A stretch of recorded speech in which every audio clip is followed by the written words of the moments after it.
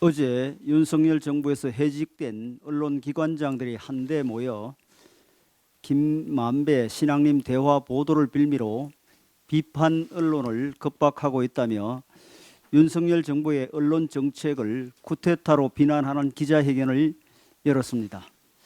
대선 공작 게이트가 드러나고 있는 시점에 지난 정부 때 잘못된 보도를 방치한 책임이 있는 기관장들이 반성이 담긴 사죄문을 쓰는 대신에 되려 매우 편향된 용어로 정부 정책을 왜곡하고 언론인을 선동하는 모습이 실망스럽기 그지없습니다. 이 기자회견은 단순한 해직 기관장들의 분풀이가 아니라 언론 장악 프레임으로 대선 공작 게이트를 빠져나가려는 민주당의 전략의 연장선에서 기획된 것으로 보입니다. 대선 공작 게이트가 불거지자 민주당은 더욱 격렬하게 현 정부의 언론 정책에 날을 세우며 국회 관련 상임위를 마비 상태로 몰고 가고 있습니다. 오늘 과방위의 허위 인터뷰 현안 질의에 대해서도 강하게 항의의 뜻을 전하고 불참을 예고했습니다. 민주당은 이처럼 진실 규명에 협력하지 않는 태도가 대선 공작 게이트의 진실이 밝혀지기를 원치 않는다는 뜻으로 해석될 수밖에 없음을 분명히 알아야 합니다. 현재 많은 국민들께서 대선에 영향을 끼친 허위 인터뷰가 김만배 신앙님 두 사람만의 거래로 만들어졌다고 보기엔 무리가 있다는 데 공감하고 계십니다. 2021년 대장동 사건이 국민들에게 알려지고도 한참 침묵하던 이재명 대표가 9월 14일에 대장동 개발은 최대 치적이란 첫 해명을 하자 바로 다음 날에 대장동 개발 일당인 김만배가 허위 인터뷰를 한 것이 우연의 일치일 수 있겠습니까? 이후 민주당 지도부는 친민주당 언론과 보조를 맞춰 부산저축은행 불법 대출 부실 수사 의혹을 띄우기 시작했고 문재인 정부의 검찰 지도부도 수사를 해보겠다며 바람을 잡았는데 이런 일사불란함이야말로 기획의 결과가 아니고 무엇이겠습니까? 이재명 대표는 토론회에서 조우영에게 커피를 왜 타줬냐고 묻고 뉴스타파 보도를 기다렸듯이 다른 어떤 언론 매체보다도 먼저 SNS에 올렸는데 이에 대해 해명 한마디 없는 것도 너무나 부자연스럽습니다. 드루킹 사건 때 진실을 밝히겠다고 큰소리 치면서 치고 나가다가 스스로 범행을 드러낸 전례가 있기 때문인지 이제는 아예 문호발식 이슈 물타기로 진실 자체를 듣기로 한 모양입니다. 그러나 그럴수록 민주당을 바라보는 의혹의 눈초리만 커질 뿐이니 우리 민주주의에서 가짜뉴스 선거 공작을 뿌리 뽑아라는 국민의 명령에 순응하는 편이 현명한 선택이 될 것입니다. 민주당이 오늘 의총에서 국방부 장관 탄핵을 당론으로 채택하는 절차를 밟을 것이라고 합니다. 국방부 장관 인사설이 언론을 통해 보도되고 있는 상황에서 민주당에서 굳이 탄핵을 서두르는 이유는 대통령의 인사권 제한을 통해 국정 흔들기를 시도하고 사면 초과 상태인 당의 난국을 탄핵 이슈로 돌파하겠다는 정략적인 계산 때문이라고 볼 수밖에 없습니다. 실제 민주당은 국방부 장관 탄핵에 대해 국민의 명령이란 모호한 이유를 들고 있을 뿐 헌법이나 법률을 위반한 사실에 대해 구체적인 설명을 내놓지 못하고 있습니다. 바로 이런 식으로 민주당은 지난 3월에 참사를 정쟁화해서 무리하게 행안부 장관 탄핵을 밀어붙였다가 6개월을 가까이 행정 공백을 초래한 적이 있습니다. 이에 대한 어떠한 사과도 하지 않은 민주당이 이번에는 하루도 자리를 비워선 안 되는 국방부 장관을 탄핵해서 기어이 안보 공백 사태를 만들려 하는 것이 기가 막힙니다. 국회의 탄핵권은 정부의 위법이 명백할 경우 이를 견제하기 위한 입법부의 최후의 수단으로 마련된 것이지 야당이 불리할 때마다 국면 전환용으로 쓰라고 만든 제도가 아닙니다. 만약 민주당이 오늘 국방부 장관 탄핵을 당론으로 채택하고 실행에 옮긴다면 이 설득력 없는 탄핵으로 인한 국가적 혼란의 책임을 온전히 감당해야 할 것입니다. 민주당은 아무리 국방부 장관을 탄핵하더라도 겹겹이 쌓인 사법 리스크와 대선 공작 게이트를 덮을 방도가 생기지 않음을 알고 무리한 탄핵 추진을 중단하시길 바랍니다. 어제 검찰은 2018년 청와대 울산시장 선거 개입 사건에 대한 1심 재판에서 송철호 전 울산시장에 대해 징역 6년, 당시 울산경찰청장이었던 황운하 민주당 의원에 대해 징역 5년을 구형하는 등 피고인 15명 전원에게 실형을 구형했습니다. 검찰은 이 선거에 대해 대한민국 선거사에서 유례를 찾기 어려운 최악의 반민주 선거라고 규정했습니다. 검찰의 말대로 이 사건은 대통령의 친구를 울산시장으로 만들기 위해 청와대가 선거에 직접 개입한 희대의 선거 공작 사건이었습니다. 선거 자체도 반민주 선거였지만 지연된 정의는 정의가 아니라는 관점에서 보면 이 사건에 대한 재판도 정의의 실현과 한참 거리가 멀니다. 이 사건은 2020년 1월 29일 공소가 제기되었지만 재판 준비에만 1년 4개월이 걸리는 등 무려 3년 7개월이 지난 후에야 1심 재판 절차가 종료될 예정입니다. 사건이 불거진 지 6년, 수사에 착수한 지 4년 만입니다. 재판이 이렇게 질질 끄는 사이에 송철호 전 울산시장은 임기를 다 채우고 지난해 지방선거에 재출마까지 했습니다. 또한 함께 재판을 받고 있는 민주당 의원들도 내년 4월이면 임기가 종료됩니다. 세상에 이런 재판이 어디 있습니까? 김명수 대법원장은 순환근무 관행을 깨고 이미 중앙지법에 3년 근무를 했던 김미리 부장판사를 유임시켰고 김 판사는 준비 기일만 6차례 열며 재판을 지연시켰습니다. 선거 재판은 다른 재판에 우선해서 신속하게 진행해야 하며 1심은 공소 제기 6개월 이내에 반드시 해야 한다는 규정이라고 규정한 현행법을 담당 재판부가 노골적으로 어긴 것입니다.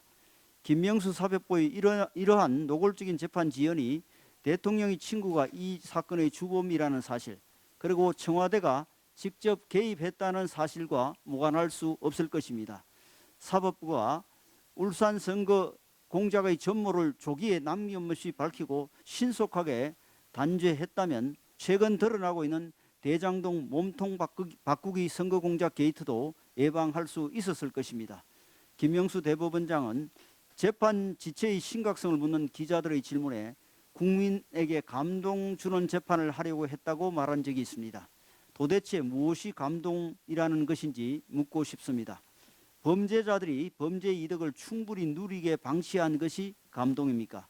김명수 사법부의 사법 파괴는 참으로 개탄스러운 일이지만 재판부는 이제라도 더 이상 지연 없이 정해진 일정에 따라 판결을 내리고 사법적 정의를 실현해 주시길 바랍니다.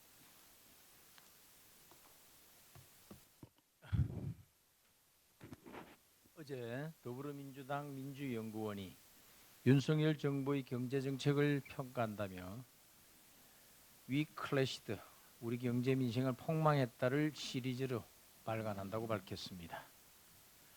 도둑이 몽둥이 들고 호통을 치니 이를 지켜보는 국민들이 오히려 난감할 따름입니다. 아직도 대선 불복인지 묻지 않을 수가 없습니다. 우리 경제와 민생을 폭망시킨 주체가 누구입니까? 소주성, 일자리 증발, 부동산 폭등, 전월세 대란, 탈원전, 전기요금 폭탄 등 참담하기 이를 데 없는 결과를 만든 장본인이 반성은커녕 염치도 없이 남에게 폭망이라는 말을 덮어씌우고 있습니다. 선거 때마다 포퓰리즘 정치를 하며 매표복지로 나라 국가 거들내며 5년 만에 나라 위치 400조 원이나 폭증해 국가 채무가 1,000조 원을 넘긴 것을 모르는 것입니까?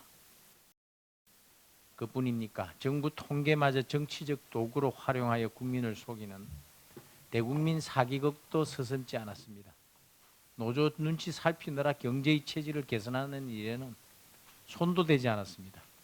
이쯤 되면 자기 고백부터 해야 되는 것 아니겠습니까? 자기 반성부터 하는 것이 국민에 대한 최소한의 예의일 것입니다. 민주당이 발간해야 할 자료는 우리 경제 민생 폭망했다가 아니라 그 문장 앞에 주어 민주당을 넣어야 합니다. 민주당 우리가 경제 민생 폭망시켰다가 되어야 합니다. 그리고 폭망한 경제 회상을 위해서 윤석열 정부가 일할 기회를 차단하고 입법 폭주와 발목 잡기로 1년 반을 허비했다라고 밝혀야 합니다. 우리 경제가 처한 대내외 현실은 위기고 도전입니다.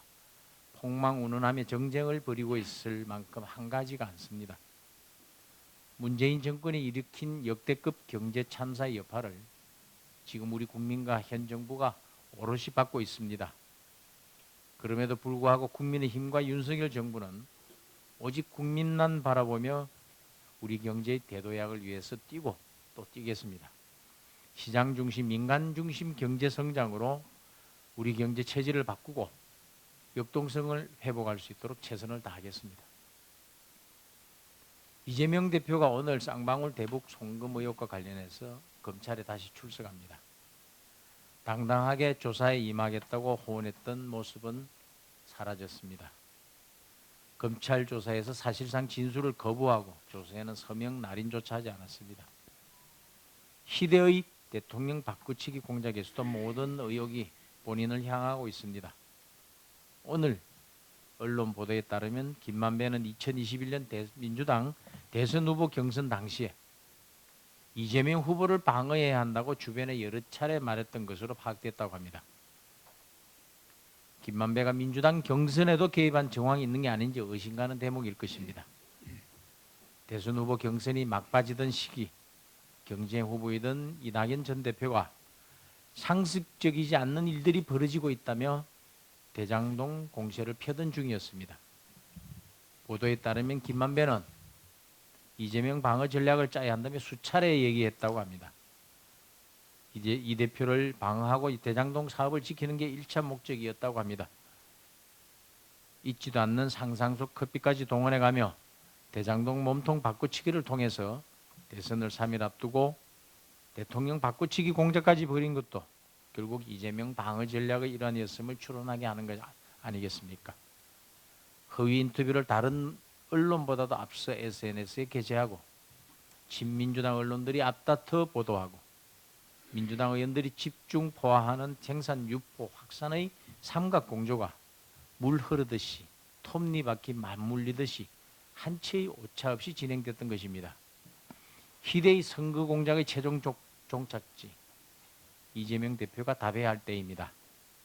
대선 패자가 아니라 피의자로 출석해서 조사받는 것입니다. 조금 전 오전 7시 반부터 무분별한 아동학대 신고로 교사들의 정당한 교육활동이 침해받는 상황을 해결하기 위해서 아동학대 처벌법 개정 관련 당정협의회를 개최해서 그 내용을 발표했습니다. 그동안 수사기관의 아동학대 수사가 교사의 정당한 학생생활 지도에 대한 고려 없이 진행되면서 선생님들의 교육활동이 크게 위축되어 왔고 시도교육청은 교사에 대한 아동학대 신고 사실만으로 교사 직위를 관행직으로 해제하면서 교육권을 침해했습니다.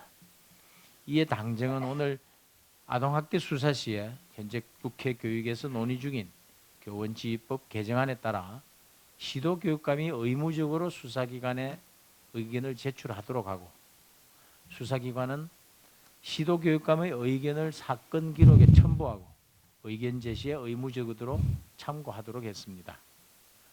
또한 관계법령과 지침 개정 전이라도 수사 관련 법률 집행 과정이 개선되도록 하고 지자체 등 아동학대 조사기관에서도 시도교육감의 의견을 의무적으로 청취하도록 부처 간 협업 강화도 당부했습니다. 이제 남은 절차는 상임위에서 신속하게 논의하고 본회의에서 통과시키는 일입니다. 서희초 교사님의 극단적인 선택에 의해 벌써 교사 5분이 세상을 등졌습니다. 더 이상은 비극은 없어야 합니다. 법 개정을 지체해서는 안 됩니다. 이재명 대표도 교권 회복법 개정을 약속한 만큼 그 약속 반드시 지켜주기 바랍니다. 교육위에서 계류 중인 교권사법을 내일 열리는 교육위 소위 사흘 뒤 열리는 교육위 전체회의에서 지체 없이 의결해 줄 것을 다시 한번 촉구드립니다. 구더기 무서워서 장못 담그는 우를 범해서는 안 될 것입니다. 교권 회복은 무너진 교육을 되살리는 길입니다. 야당도 생명을 구한다는 일념으로 전향적인 자세를 보여주기를 다시 한번 요청드립니다.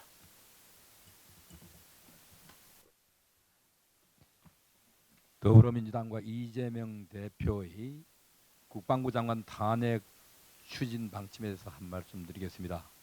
출구 없는 이재명 대표의 단식으로 아무리 조급하다지만 국민의 안전을 담보로 한 정쟁 시도는 결코 용납되어서는 안 됩니다.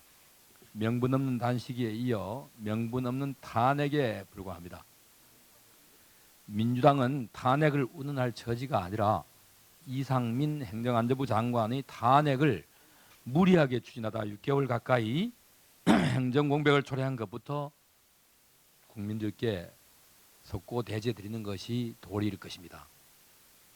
거대 의석수를 앞세워 탄핵소추안을 강행 통과시켰지만 헌법재판소 재판관 9명의 전원일치 의견으로 기각했던 불법 탄핵 전례를 벌써 잊었습니까? 그때도 이재명 대표의 불체포 특권을 보장하자고 온갖 억지를 부리더니 이번에는 안보 공백이 발생하든 말든 이재명 하나 지키자고 국민의 안전을 무방비 상태로 방치하겠다는 것과 다름없습니다. 국회는 책임 정치하는 곳이지 다수당이 힘자랑하는 곳이 아닙니다.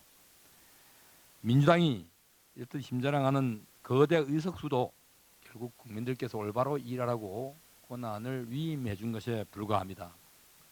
그러한 국민의 위임을 탄핵 중독증처럼 입만 열면 탄핵을 외치는 민주당이 탄핵에 남용할 것이 아니라 범죄 혐의를 받고 있는 이재명 대표의 체포동의안을 가결하는데 이용해 주는 것이 국민들의 명령에 복종하는 길일 것입니다. 이재명 대표에게 단식을 하라고 등 떠민 사람은 아무도 없습니다. 국방부 장관 탄핵을 거론하며 물타기 하지 말고 여당과 또한 대통령실을 운운하며 단식장에 오라가라 자당 의원들을 동원하지 말고 이재명 대표가 스스로 시작한 단식, 이재명 대표가 스스로 결자 해지하십시오. 그리고 약속대로 불체포 특권 포기하고 검찰 수사에 적극 협조하십시오. 국방부 장관 탄핵이 국민의 명령이 아니라 이재명 대표의 불체포 특권 포기와 검찰 수사에 협조하는 것이 국민의 명령임을 잊지 말기 바랍니다. 앞에서는 당당한 투사인 척하면서 뒤에서는 생떼를 쓰며 조서에 서명 날인도 거부하며 드러눕는 이재명 대표야말로 국민들 마음속에 탄핵 1순위라는 사실을 명심해 주기 바랍니다.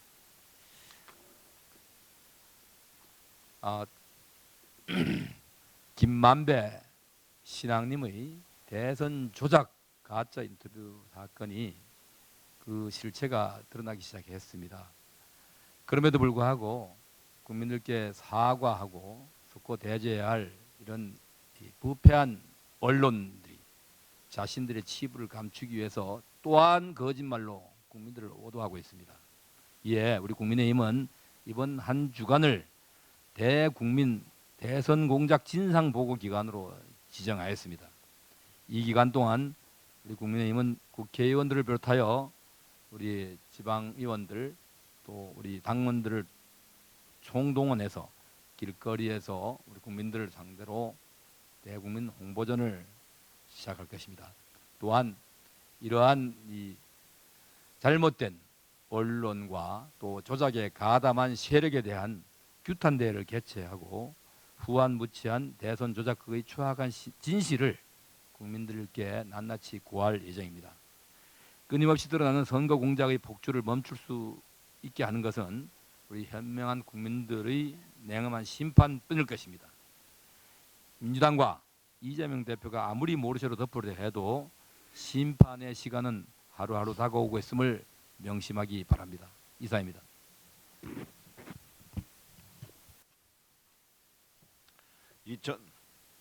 2018년 울산시장 선거 하명수사 지시 및 선거 개입 사건과 관련하여 어제 송초로 전 울산시장과 황운하 민주당 의원이 검찰로부터 각각 징역 6년형과 5년형을 구형받았습니다. 송 시장은 상대 후보 모해를 주도한 데 이어 황운하 청장에게 수사를 청탁해 결과적으로 부정하게 울산시장에 당선된 것입니다. 검찰은 민주당 출신 정치인과 문재인 대통령 당시 청와대 인사 등 기소된 15명 모두에게 실형을 선고해달라고 요청했습니다. 검찰 표현대로 이들은 경쟁 후보를 표적 수사하고 상대 공약을 흠집내는 등 특정 후보를 당선시키기 위해 조직적으로 부정선거를 저질렀습니다. 국가의 최상위 권력기관인 청와대의 비호 아래 상대 후보를 찍어 누르는 대한민국 역사상 최악의 반민주 선거를 자행한 것입니다. 이는 선거의 공정성과 정당성을 훼손하고 헌법이 보장하는 국민의 기본권인 투표권을 심각하게 침해한 범죄 행위입니다. 울산시장 선거 개입으로 대한민국의 민주주의를 파괴한 범죄자들은 엄중한 법의 심판을 받아야 마땅할 것입니다. 박성준 간사님 먼저 하십시오.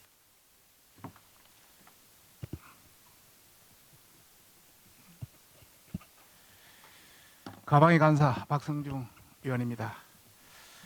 우선 지난 원내대책에서도 한번 이야기를 했습니다만 네이버에 대한 문제를 한번 뉴스타파와 관련되는 이야기를 하겠습니다. 네이버 대가성 기사, 어뷰징 행위 등을 이유로 87개 언론사를 그동안 퇴출했습니다. 국기문란 뉴스타파는 그런데 왜 수수방관합니까?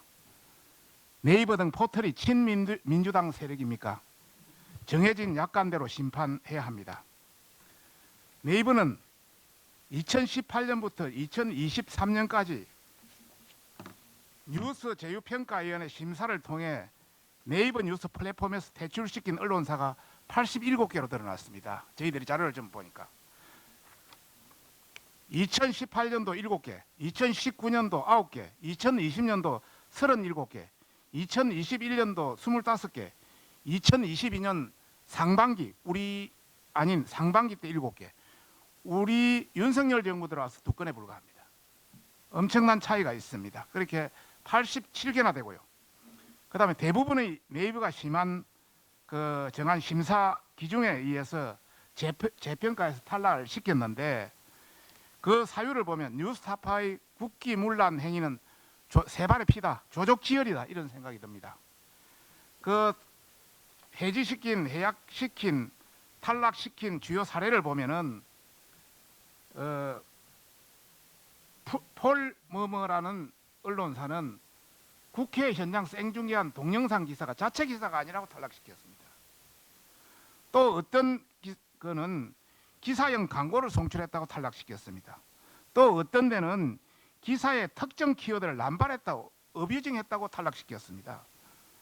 이런 평가 기준, 이런 미충족 이유로 전부 퇴출시킨 것입니다.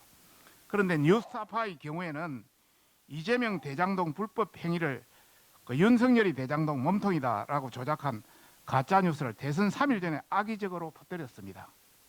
그리고 그것도 조직적으로 민주당, 언노련, 민언련, KBS, MBC, JTBC, 한겨레 등과 함께 전 국민을 기만하였습니다. 뉴스타파의 만행은 연합뉴스뿐만 아니라 87개 언론사를 퇴출시킨 사유와 비교도 안 될 정도로 심각한 불법 사회적 물의를 일으킨 사인임에도 네이버는 이를 수수방관하고 있습니다.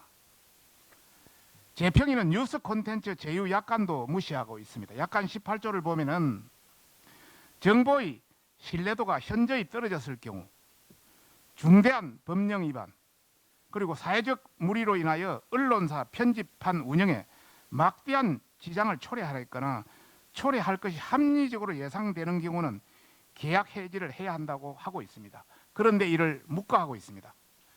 특히 이 기준상 명확한 판결이 없더라 하더라도 네이버 뉴스의 신뢰성에 막대한 지장을 초래하였거나 또는 초래할 것이 합리적으로 예상되는 경우에도 즉시 계약을 해지할 수 있습니다.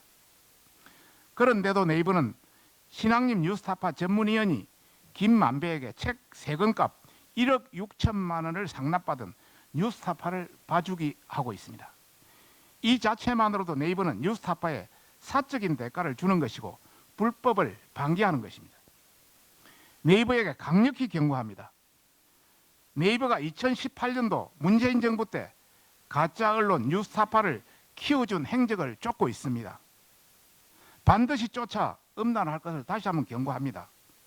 그리고 87개 언론사를 퇴출시킨 것처럼 동일한 잣대로 뉴스타파를 심판해야 할 것입니다. 뉴스타파에도 강력히 경고합니다.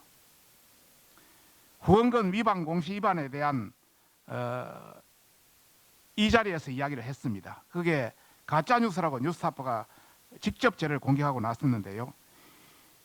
이 위반 공시에 대한 허위 보도 자료를 뿌리고 타 언론사에게 보도 지침을 하는 양 행동하는 것에 대해서 석고대죄하고 법의 심판을 받을 것을 강력히 경고하는 바입니다.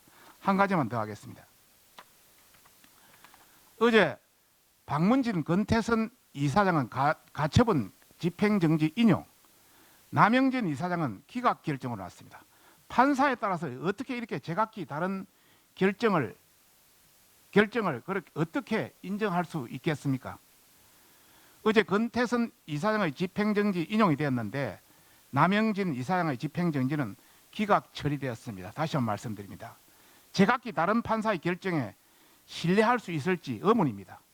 남영진 이사장의 경우는 서울행정법원 재판장은 신명희 씨, 피신청인은 윤 대통령입니다. 건태선 이사장의 경우는 서울행정법원 재판장은 김순열 씨, 피신청인은 방통위원장입니다. 방통위원장의 정당한 임명 권한은 법에 따라 보장되어야 합니다. 그리고 그동안 해임에 대한 집행정지 신청은 기각되어 온 것이 법의 선례입니다. 법원의 선례입니다.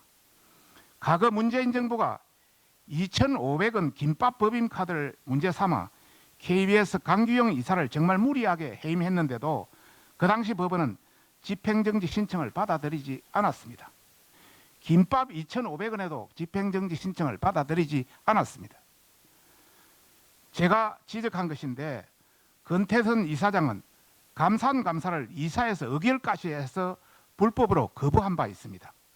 그리고 MBC 방망경영 수백억의 적자를 한 방망경영에 대해서 해태했습니다.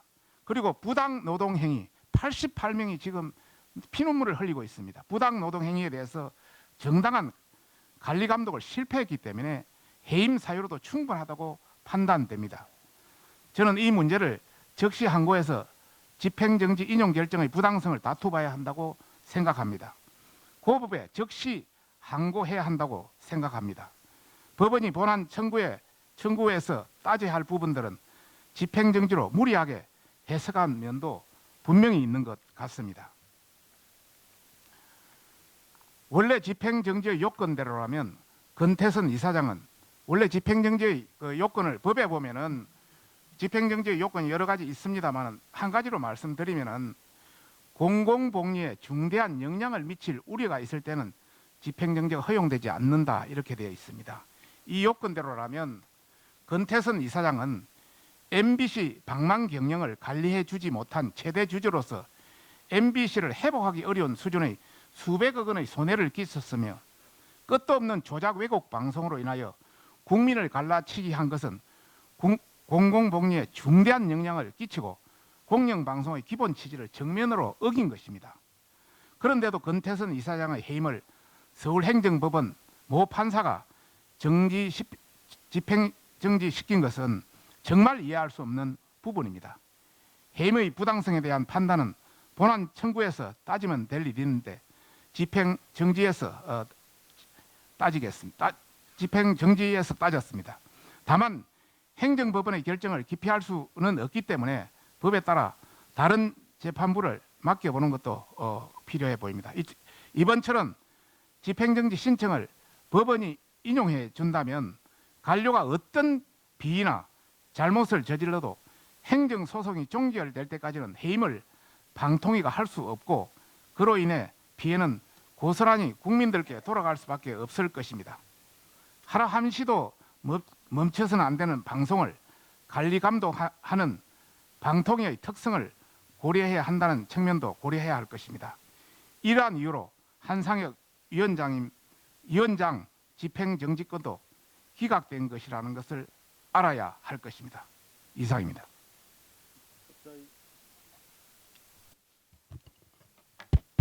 예, 법사위 간사인 정점식 의원입니다. 민주당 이재명 대표가 명분 없는 무모한 단식을 계속 이어나가고 있는 가운데 왜 이재명 대표가 단식이라는 무리수를 선택할 수밖에 없었는지 이유와 목적이 점점 명백해지고 있습니다.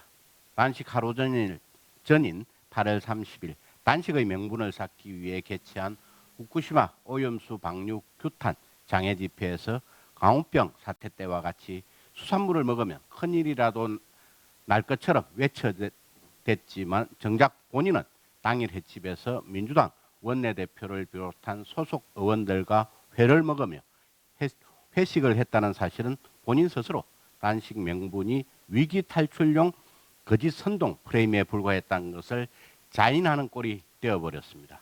성남FC 불법 후원금 사건, 대장동 위례개발 비리 사건, 백현동 개발 비리 사건에 이어서 지난 9일 쌍방울 대북 송금 사건 관련 조사까지 5번째 검찰에 출석하는 과정에서 보인 이재명 대표의 뻔뻔한 태도 또한 어땠습니까? 여러 범죄 혐의의 몸통인 본인이 마치 탄압받고 핍박받는 힘없는 피해자인 양 코스프레 했지만은 정작 검찰 조사 일정은 본인이 정하고 이때가 아니면 나가지 않겠다며 오히려 얼음장을 놓는 것은 물론 조서의 서명 날인까지 거부하는 분명 보통 사람과는 다른 모습으로 일관해 온 분이 바로 이재명 대표입니다. 즉 본인의 비리 사실이 점점 드러나고 있는 상황 속에 앞으로 강도 높은 검찰 조사 더 나아가 구속영장이 청구될 것을 염두에 두고 단식으로서 또다시 당 뒤로 숨으려는 술수를 부리고 있음을 모르는 국민은 이제 없습니다. 벌써부터 이재명 사법 리스크 듣기 다음 퍼포먼스는 무엇일지 궁금하기까지 합니다. 줄곧 국회를 본인 사법 리스크를 듣기 위한 방탄의 도구로 삼아왔던 이 대표가 정쟁과 국민 갈라치기를 일삼고 있는 것에 대해 다수의 국민들은 허탈하다 못해 괴롭다고 분통을 터뜨리고 있습니다. 이재명 대표와 민주당 의원 여러분, 이제는 거짓 선동과 몽리보단 국민 앞에 약속한 말과 행동으로서 당의 진정성을 보여주십시오. 비리 행위자를 감싸며 모든 문제를 정부, 국민의힘 탓으로 돌리기보다 공당으로서 분노한 국민들의 목소리에 귀 기울이며 국민과 나라를 위한 책임 있는 행동을 해주시길 당부드립니다. 이상입니다.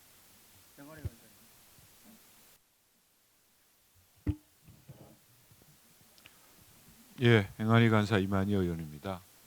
어제 국민권익위는 중앙선거관리위원회 채용 실태 전수조사 결과를 통해서 지난 7년 동안 선관위 채용 과정에서 경력직 58명의 부정합격 의혹 등 총 353건을 적발했으며 채용 관련자 28명을 고발하고 312건의 수사 의뢰를 한다는 충격적인 발표를 했습니다. 강제권이 없는 권익위 조사였습니다. 선관위 직원 3,000명 중 40%가량만이 개인정보 제공에 동의한 결과라고 합니다.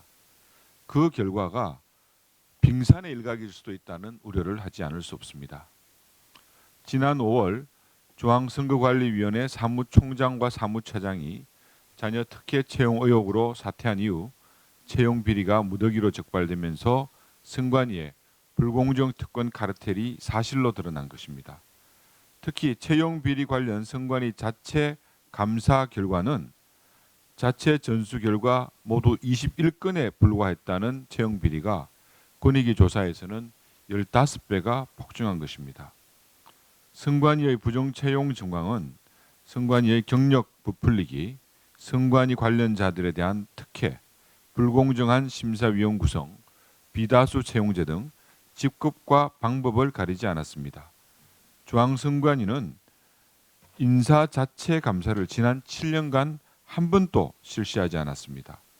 불공정 채용이 수년간 반복적으로 발생했음에도 규정이 미비했다, 몰랐다, 실수라는 등의 무책임한 변명으로 일관하고 있습니다. 중앙선관위가 가지는 헌법기관으로서의 법적 지위, 그리고 그 어느 국가기관보다 공정하고 중립적일 것이라는 국민 기대치를 감안해 본다면 권익위의 전수조사 결과로 지금까지 선관위가 수행해온 모든 선거 관련 사무에 대한 신뢰도 바닥으로 떨어졌다고 생각을 합니다. 이러한 선관위가 정상적으로 내년 총선 사무를 수행하는 것이 가능한 것인지, 또 유권자들께서 그 결과는 온전히 믿을 수 있는 것인지에 대한 상당한 우려도 앞섭니다. 선관위의 도덕적 회의, 그리고 구조적 특권 부패 카르텔을 더 이상 헌법기관이라는 이름만으로 그 외부 기관의 감시와 견제를 거부할 수는 없다고 저는 생각합니다. 선관위가 감사원 감사를 두고 국가기관 간 소송까지 불사하면서 국민의 혈세를 쓰고 있습니다. 선관위는 지금이라도 헌재의 권한쟁의 심판을 취하하십시오. 감사원의 선관위 업무에 대한 전면적 감사를 수용하시길 촉구합니다.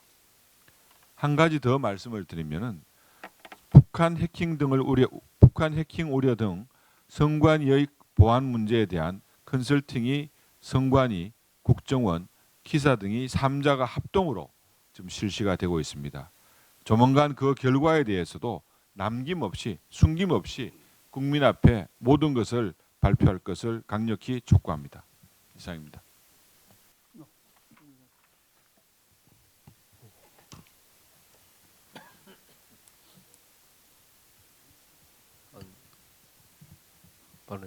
됩니까? 네, 정무위 간사 윤한홍입니다. 지난주 정무위 전체 회의에서 민주당 의원들이 백선엽 장군의 행적을 문제 삼고 간도 특설대 근무했다는 것만 가지고 친일파라고 공격을 했습니다. 이게 우리 박민식 법무장관이 그런 논리라면 문재인 전 대통령 부친도 친일파다 이렇게 답변을 했었죠. 그리고 나서 곧바로 민주당의 윤건영 의원은 완벽한 거짓말이다. 또 문재인 전 대통령 측에서는 사자 명예훼손으로 즉시 고소하겠다 이렇게 겁박을 했습니다. 물론 또 정무위원회 민주당 의원들도 다 성명을 내기도 했건데요. 아직까지 고소를 안 하고 있습니다. 아마 못할 것 같습니다. 왜? 운명이라는 책에 보면 본인이 쓴 책이죠. 흥남고등학교를 졸업하고 일제시대에 공무원 시험에 합격을 하고 그런데 해방 이후에 흥남시청 농업 개장을 했다 이렇게 나옵니다. 그런데 각종 자료를 검토를 해보면 고등학교 입학은 흥남농고는 1936년에 입학을 했고 졸업은 40년에 졸업했고 졸업하면서 일제시대에 보통 문관 시험에 합격했다고 되어 있습니다.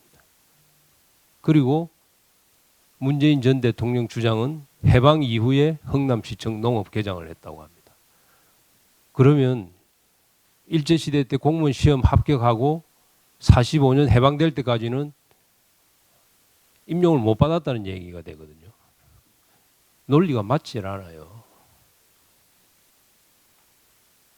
시험에 합격하고 5년 동안 일제시대에 이미 하급 직원이었던지 주임이었던지 개장이 되기 직전까지 가 있었던 겁니다. 그러니까 해방되고 나서 농업 개장이 된 거거든요. 그 불을 보듯 뻔한 이야기인데 일제시대는 아니고 해방 이후에 농업 개장을 했기 때문에 친일파가 아니다. 백성엽 장군은 친일파다. 그런 주장을 하면서 법무부 장관을 겁박을 했습니다. 근데 우리가 볼 때는 뭐 즉시 사자 명예훼손으로 고소하겠다고 했는데 고소가 되면은 진실이 밝혀질 것 같은데 고소를 아직 안 하고 있습니다. 지금이라도 떳떳하게 해주시기 바라고 국회에서 장관의 답변을 가지고 그렇게 겁박하고 하는 행위는 더 이상 있어서는 안 되겠다. 만약에 당당하면 빨리 고소해서 진실을 밝혀주기를 바랍니다. 이상입니다. 지성호 의원님.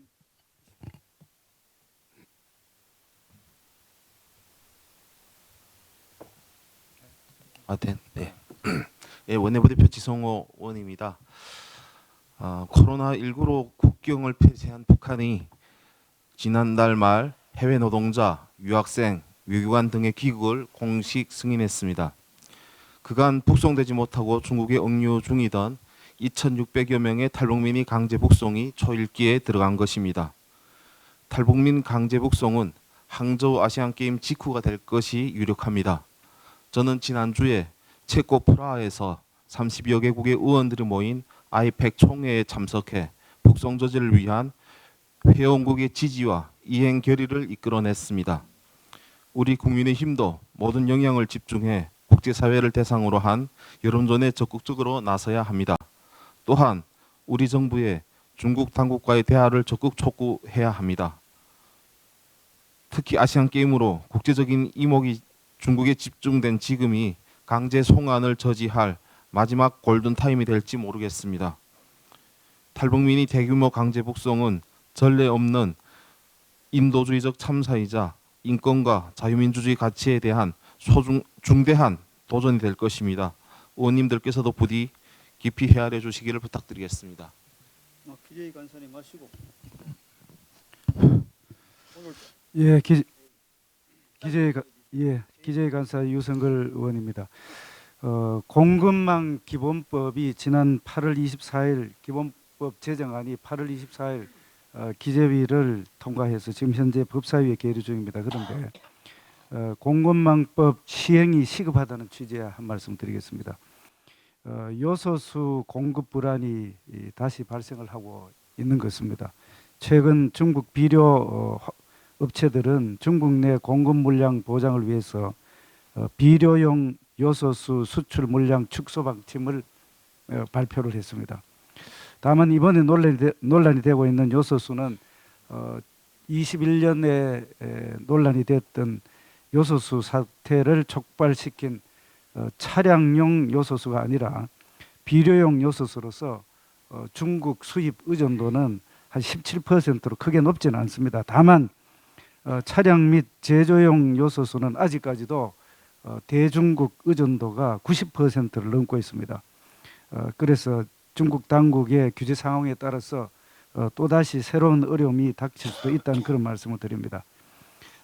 그 요소수 사태 이후에 정부는 공공비축 사업을 통해서 차량용 요소 재고를 비축을 하고 있지만 수입처 다변화를 통한 공급망 안정화를 완전히 지금 이루어 놓지를 못하고 있는 그런 상태입니다.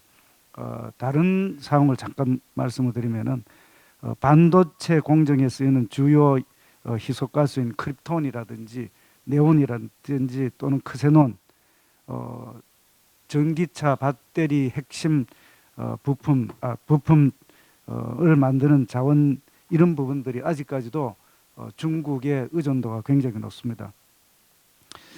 그래서 조금 전에 제가 말씀드렸듯이 지난 8월 24일 기재위를 통과한 경제안보를 위한 공급망 안정화 지원 기본법안이 아마 지금 법사위에 관련 법안들이 굉장히 많아서 논의가 좀 지연되고 있는 것 같은데 여야 의원님들이 또 우리 정정식 간사님께서 공급망 관련된 기본법이 빨리 시행될 수 있도록 이렇게 조치해 주셨으면 좋겠습니다. 이상입니다. 이통희 간사님 오시고 이계희 간사님.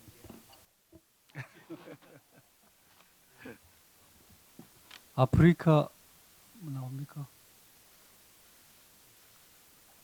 아프리카 모로코에서 발생한 규모 6.8의 강진으로 인한 사망자가 2,800명이 넘는 것으로 전해지고 있습니다.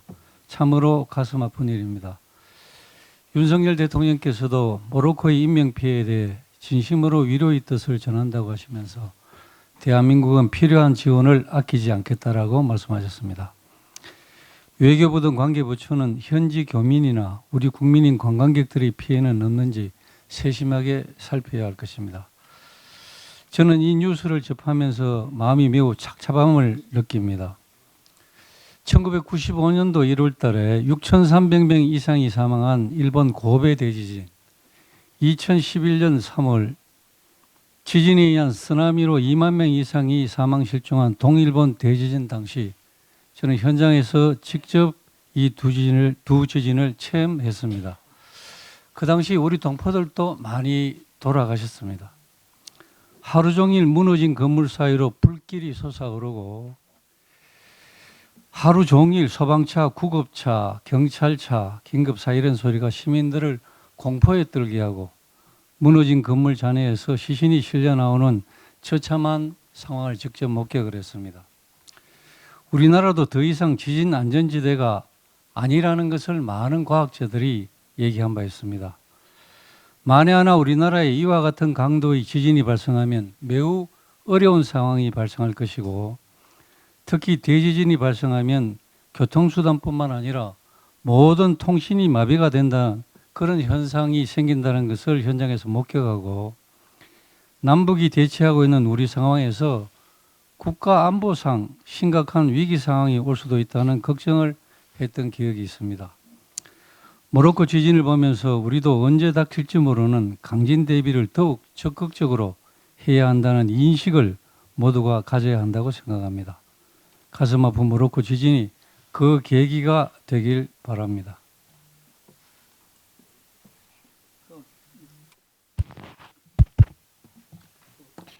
예.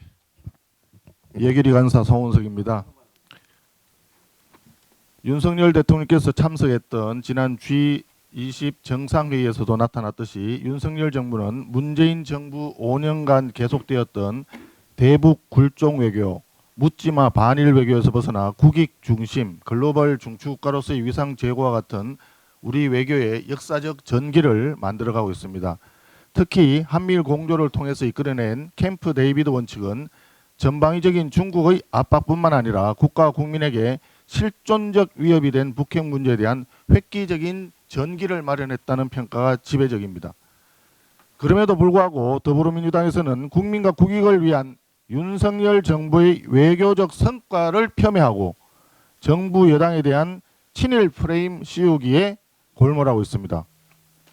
일본은 독도 관련 예산을 3억 엔 정도 편성한 반면 우리 정부는 독도 관련 예산을 감액했다고 하는 가짜 뉴스가 대표적인 사례입니다. 먼저 일본이 역사적으로나 실효적 지배 측면에서나 명백히 우리 땅인 독도에 대해 잘못된 홍보를 위해서 부적절한 예산을 편성한 것은 국민을 대표하는 국회의원으로서 강한 유감을 표명하는 바입니다. 그러나 우리 정부의 합리적인 예산 조정을 두고 정부의 주권 수호 의지를 문제 삼고 가짜 뉴스를 퍼뜨리는 것은 용납할 수 없는 일이며 정치의 금도를 넘은 것이라 할 수 있습니다. 더불어민주당이 주장하는 해수부 독도 홍보 학술 예산 감액은 또 다른 전형적인 민주당식 가짜 뉴스 선전선동이라 할 수 있습니다. 그동안 해양수산부는 독도 관련 민간단체 지원, 독도 탐방 지원, 외국인 독도 체험을 위해서 보조금 예산을 편성 집행하고 있었는데 그동안의 집행률 실적이 미미한 까닭에 보조금 사업 규모 조정을 통해서 1억 3천만 원 정도를 감액한 것입니다. 반면에 정부는 독도 홍보 강화를 위해서 내년 예산에 안용복 기념관 리모델링을 위한 예산 10억 원을 신규 편성하는 등 독도 홍보를 오히려 더 확대 강화했던 것입니다. 또 다른 사례입니다. 더불어민주당에서는 교육부 동부와 역사재단 지원 예산 중에서 일본 역사 왜곡 대응 연구 예산을 2023년 20억 원에서 5억 3천만 원으로 조정한 것을 두고 억지 비판과 선동을 이어갔습니다. 그러나 실상은 이렇습니다. 2023년 예산에서 일제 침탈사 연구의 한 건당 단가가 무려 6억 3,600만 원으로 과다하게 책정되어 있었습니다. 이를 내년도 예산에서는 다른 연구기관의 단가 수준에 맞춰서 건당 1억 5,800만 원으로 조정하여 그동안 방만하게 운영되었던 예산을 바로 잡은 것이라 할 수 있습니다. 다시 말해서 정부의 이번 예산 조정은 그동안 비정상적으로 운용되었던 것을 정상화한 것이라고 볼 수 있는 것입니다. 그럼에도 불구하고 더불어민주당에서는 기본적인 사실관계도 확인하지 않고 또는 알면서도 친일 프레임으로 공격하는 것이 정치적으로 유리하다는 이유 때문인지는 모르겠습니다만은 계속해서 현실을 비틀어 가짜 뉴스를 유포하고 국민을 상대로 반일 선동을 계속하는 것이야말로 국익과 국민의 그리고 우리 땅 독도에 아무런 도움이 되지 않을 것입니다. 윤석열 정부가 뼈를 깎는 마음으로 각종 예산을 감액 조정하는 이유는 다름 아니라 문재인 정부 5년간 계속된 파탄적인 재정 운용 때문임을 모르는 국민은 이제 아무도 없을 것입니다. 더불어민주당이 이러한 사실을 알면서도 가짜 뉴스 유포와 국민 선동을 계속하는 것이야말로 국익을 훼손하고 국민들께 죄를 짓는 것임을 분명히 알아야 할 것입니다. 부디 더불어민주당에서는 가짜 뉴스와 국민 선동 중독에서 벗어나 국익과 국민을 위한 정상적인 국회 논의의 장으로 되돌아오기를 촉구합니다.